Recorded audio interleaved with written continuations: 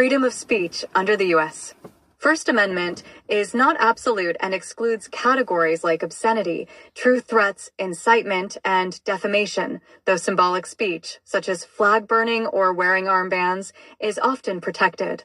The protection of speech depends on its content, context, and its potential to incite violence or cause substantial disruption, and profanity is generally protected unless it falls into categories like fighting words or is considered obscenity. Freedom of speech categories. The First Amendment protects most forms of expression from government censorship, but there are exceptions.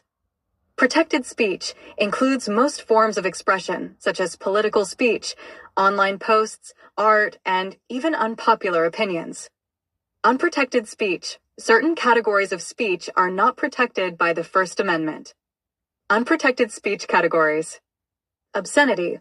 Speech that meets a three-pronged test, including appealing to a prurient interest, depicting sexual conduct in a patently offensive way, and lacking serious literary, artistic, political, or scientific value.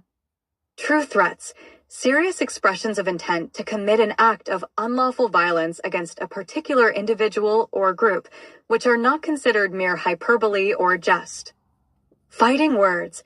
Words that, when addressed to an ordinary person, are likely to provoke a violent reaction or breach the peace. Defamation. False statements of fact that harm someone's reputation, such as libel, written, or slander, spoken. Incitement to imminent lawless action. Speech that is directed at inciting or producing imminent lawless action, and is likely to do so. Specific types of speech.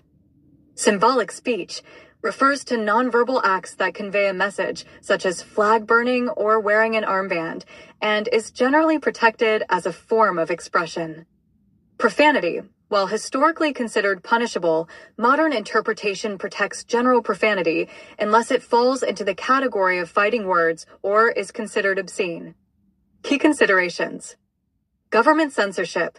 The First Amendment primarily protects speech from government interference, not from private individuals or organizations. Context.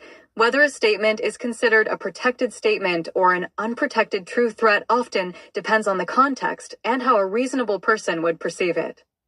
Average person standard. For obscenity, the average person standard using contemporary community standards is applied to the material as a whole.